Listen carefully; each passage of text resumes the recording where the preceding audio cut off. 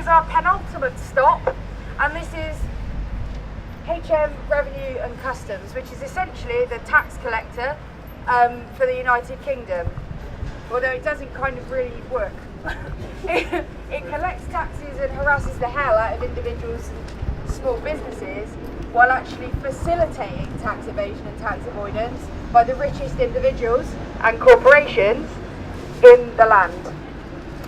And in fact, an earlier stop we told you about the Treasury building, which is actually itself a PFI building, owned offshore, registered in the tax haven of Jersey. Well, we have another one here with the HMRC, and I'm going to read this out so that we get it right. The HMRC's buildings are financed and run via 2 PFI contracts. The HQ is owned via CHIL Infrastructure Holdings, while 600 additional offices, those are the ones around the country in your local communities, are actually owned in Bermuda via Mapley Steps Limited. Will the taxman really crack down when its own offices are offshore? And I've actually got a great personal anecdote with the HMRC, which is, I'm sure some of you would have seen a couple of years ago in 2011, we had the sweetheart deals uncovered at the HMRC. So you had an incredible tax solicitor who happens to be one of my best friends, called Osita Umba, who is an absolutely incredible tax solicitor that worked in the HMRC. And Oz cares about big companies paying their tax. So when he found out Dave Hartnett, the then chief executive, head honcho of the HMRC, was actually meeting with Goldman Sachs and Vodafone and others over coffee and very expensive lunches and dinners to essentially make sweetheart deals, which involved absolving them of their tax obligations in the UK, he wanted to do something about it. So first of all, he took it to the National Audit Office, and he raised the alarm there that the whole purpose of the HMRC was being undermined, and he got no joy with the National Audit Office.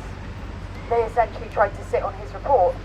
So then he took it to the Public Accounts Committee, was when it blew up publicly, and they hauled in Dave Hartnett and various other parties at the HMRC that had been involved in this massive tax evasion. And kind of nothing really happened.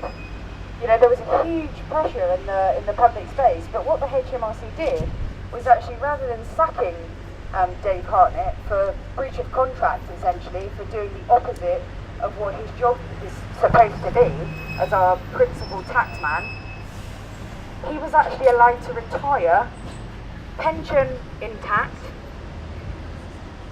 and you won't believe what his next career step was.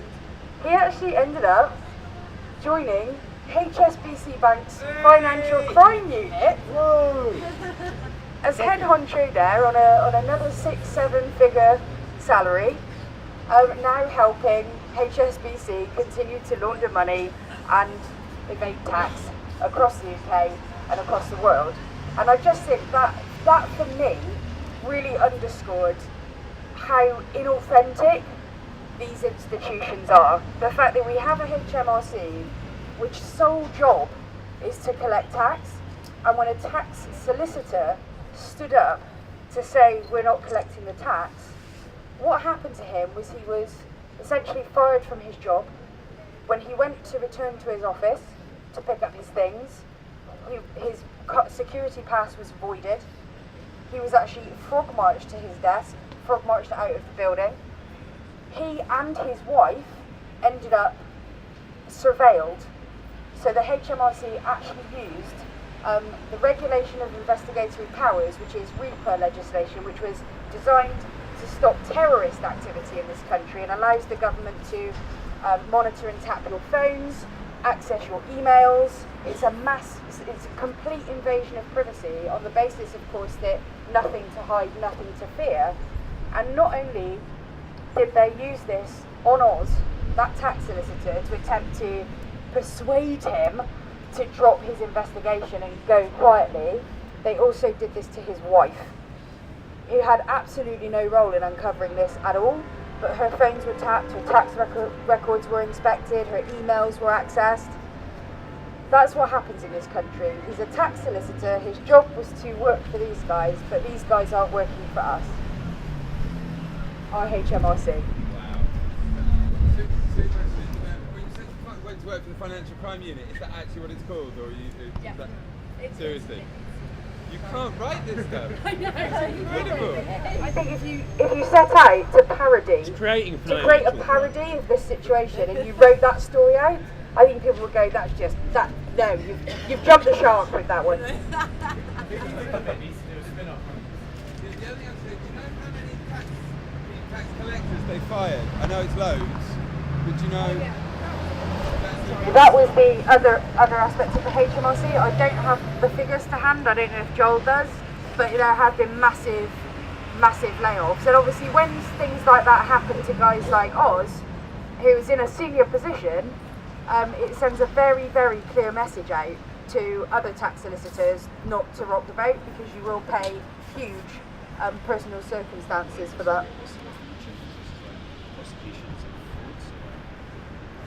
Joel, do you have to figure how much each one was collecting that got fired? Because that's the important thing. I'm quoting from Richard Brooks' 2013 publication, The Great Tax Robbery. And one of the, I guess, frankly awful things which is apparent about HMRC is that rather than cracking down on big corporates like Goldman Sachs, like Vodafone, like HSBC, all of that kind of like state violence is reflected down on the smallest members of society. So if you look at prosecutions per £1 billion of fraud, for benefits, we're looking at 9,000 prosecutions per £1 billion of fraud. If you go to indirect taxes, things like customs duty, you only have 50 prosecutions per £5 billion fraud. And direct taxes, income taxes, it drops down to 5 prosecutions per £1 billion of fraud. And we've just seen with the Swiss leaks fiasco in Switzerland that David Gorky, the tax minister who runs HMRC, went as far as signing a non-prosecution agreement with Switzerland, which basically decriminalised rich tax avoidance by people via HSBC bank accounts, who effectively were told by the UK government, yes, it's okay, go store your money offshore, we're not going to tax you, and you can bring it back if you want to, but we're not going to take criminal action. So we have prosecution of people on benefits, and rich people like Douglas Flint, Stuart Gulliver, who run HSBC, given carte blanche to take their money offshore and defraud the taxman, all enabled by the UK government. Absolutely awful.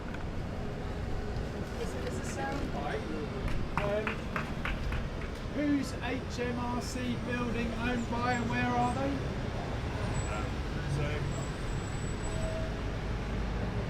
If you want to zoom in on this. So, Yeah, what we've got here is a list of all of the major government offices and where they're owned and by whom. And so HMRC, they have a PFI contract which has 600 tax offices throughout the UK. They're owned 100% via a company called Mapley Steps Limited, which is registered in Bermuda.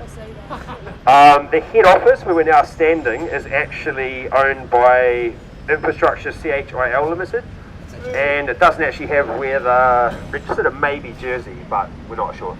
And the thing about PFI contracts is they change hands quite regularly, so basically they on-sell the contract.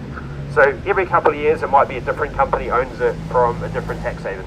Bless them. And I would highly recommend reading Richard Brooks' book, The Great Tax Robbery. A lot of information here on PFI.